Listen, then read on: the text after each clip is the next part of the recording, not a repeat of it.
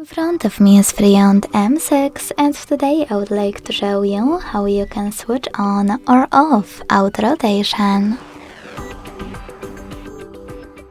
Begin by going into tab menu and looking for auto rotate shortcut. When you find it, click on it. As you can see, my shortcut is blue, which means that auto rotation is on. To switch it off, click on it again. You can also go into settings and click on display section.